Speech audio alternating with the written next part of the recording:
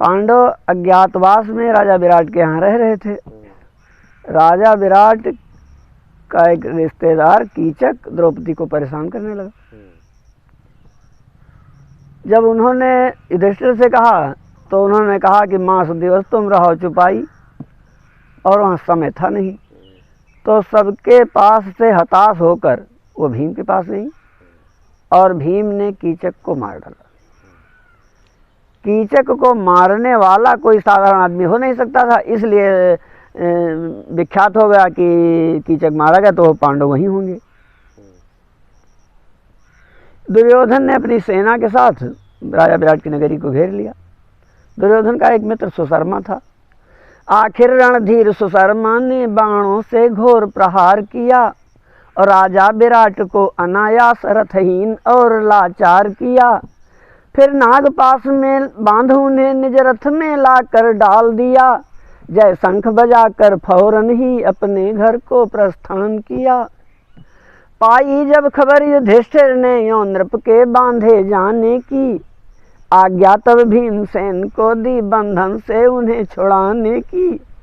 कहीं जाओ जैसे वह छूट सकें, जाकर उद्योग करो सोई, लेकिन ऐसे ढंग से रहना पहचान न जाए तुम्हें कोई। कहा भीम ने भ्रातवर दुख न मानिए लेस, और काटे देता हूँ अभी मैं भूपति का क्लेश।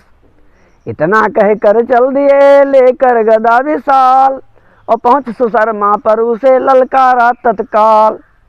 किए एक ही हाथ से है रथ सारथ चूर, पुण्य विराट नृप का किया बंधन क्षण में दूर। और शत्रु लगा जब भागने पकड़ लिया गहिबाल, और लाकर नृप के चरण में डाल दिया तत्काल। अभी ये लोग इधर से लौटे नहीं थे, उधर उत्तर की ओर दुर्योधन ने सारी गवें हाँक ली। घबराए हुए गौपालक दरबार में पहुंचे। राजा विराट तो वही लौटे नहीं थे उधर से, और उनका पुत्र उत्तर था। उसने कहा कि चलो मैं आता हूं। थोड़े दिन पहले उत्तर का सारथी मार डाला गया था, इसलिए उसका कोई रथ हाँकने वाला नहीं था। तो उसने कहा कि हमारे पास कोई रथवाहक नहीं है, नहीं तो हम दुर्योधन की शान को किरकिरी कर देते। वहीं द्रौपदी सैरंधी वेश में खड़ी थी। द्रौपदी जानती थी कि भीष्म और द्रोण से सुसज्जित विशाल सेना से लड़ना उत्तर के बस की बात नहीं है। इसलिए उसने कहा कि ये जो बृहन्नला कहलाते हैं, ये हैं सारथी बड़े उत्तम, रण से न कभी घबराते हैं। अर्जुन ने जब खांडव वन को पावक से दहन कराया था, तब इन्हीं बृहन्नला जी ने उनका रथ हाँक चलाया था। इसलिए आप कहिए उनसे दे मुक्त आपको चिंता से, और यदि बात आपकी नहीं माने तो कहलाइए बहन उत्तरा से। उत्तरा ने जाकर कहा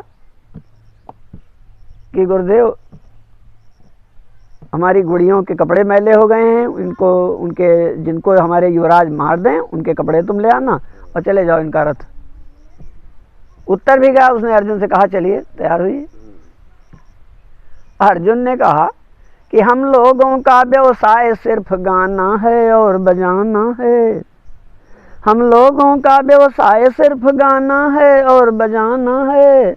लड़ना भिड़ना मरना कटना यह काम बड़ा मर्दाना है। सारथी शब्द को सुनते ही सब देह मेरी थर्राती है। चोली की तनी फड़कती है, साड़ी भी फिसली जाती है। ये सबल सिंह चौहान का? हाँ, ये तो राधेश्याम का है। राधेश्याम।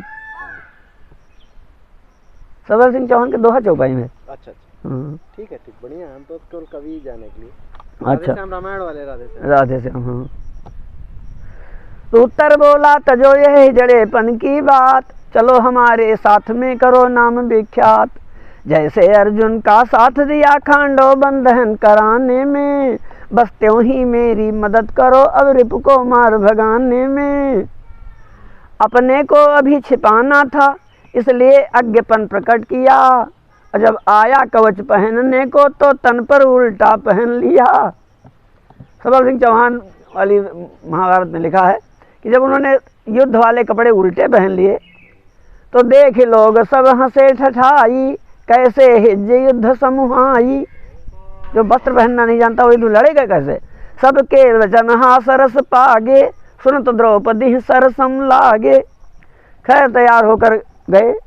जब नगर के बाहर पहुंचे और कौरवों की विशाल सेना को देखा तो उत्तर भयभीत हो गया। उसने कहा कि अर्जुन, ओ बृहन्नले, रथ लौटाओ। अर्जुन जब नहीं लौटे तो रथ से कूद गया। आगे आगे उत्तर कुमार भयभीत भागते जाते थे, ठहरो ठहरो पीछे पीछे अर्जुन पुकारते जाते थे। आखिर कुछ दूर दौड़ने पर अर्जुन ने पकड़ लिया उसको, महलों की ओर भागने से बलपूर्वक रोक लिया उसको। और कहा कि क्षत्रिय कुमार तुम हो करके यह कायरता दिखलाते हो, और बलवान विपक्षी के आगे यूं रण से भागे जाते हो।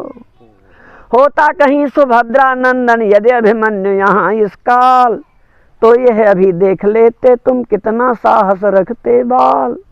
डरो नहीं तुम युद्ध न करना, सबसे स्वयं लड़ूंगा मैं। डरो नहीं तुम युद्ध न करना, सबसे स्वयं लड़ूंगा मैं। और बनो सारथी ही तुम मेरे, आंच न आने दूंगा मैं। फिर उसको उसी समय वृक्ष के नीचे ले आए जहां उन्होंने अपने अस्त्र शस्त्र रखे थे, और उत्तर से कहा कि उसका जब धनुष उन्होंने देखा तो कहा किंतु तुम्हारा धनुष ये है बेहद कमजोर, और टूक टूक हो जाएगा खींचूंगा जब डोर। इसलिए तुम चढ़ जाओ इस समी वृक्ष पर साहस कर, अर्जुन ने निज गांडीव धनुष रखा है इसकी चोटी पर। इतना सुनकर उत्तर कुमार चढ़ गए बड़ी क्षिप्रता से, और तरकस समेत गांडीव धनुष ले आए बड़ी सुगमता से। कर की चूड़ी पार्थ ने चट चट डाली तोड़, अभेस जनाना तज तभी जूड़ा किया मरोड़। अंगुली त्राण कर में पहने तरकस ले लिया हाथ में, तब लेकर पिनाकर रथ में बैठे गणपति का ध्यान हृदय में धर। उनके इस वीर वेश को देखकर उत्तर आश्चर्य में पड़ गया। उसने पूछा कि आप हैं कौन? किंबा हैं आप शेषशायी, या कमलाकांत कहाए हैं, या निर्गुण ब्रह्म सगुण होकर अवतार रूप में आए हैं? अर्जुन ने कहा मैं इनमें से कोई नहीं हूं, कुंती सुत अर्जुन मुझे कहता है संसार। उत्तर ने कहा यदि आप ही हैं अर्जुन जग विख्यात, तो बताइए कहाँ हैं और आपके भ्रात। तो फिर उन्होंने अपने भाइयों का भी परिचय दिया, और रथ पर बैठकर वो कौरव सेना की ओर चले। तब तक कौरवों की सेना में हलचल मच गई। द्रोणाचार्य ने कहा कि बन बन फिरत बहुत दुख पावा, परम क्रोध कर पारथ आवा। और अर्जुन ने 2 बाण ऐसे मारे जो द्रोणाचार्य के चरणों पर गिरे, और 2 बाण उनके कानों के को स्पर्श करते हुए निकल गए। द्रोणाचार्य ने कहा कि ये देखो 2 बाण गिरे मेरे चरणों के ढिग आकर, और 2 बाण निकल गए कानों के पास सनसना कर।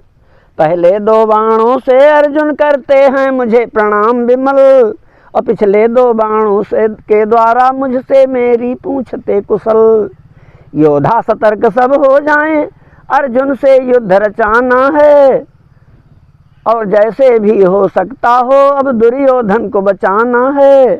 दुर्योधन बोला गुरु चिंता नहीं विशेष, और गुप्तवास की अवधि में अभी मास कुछ शेष।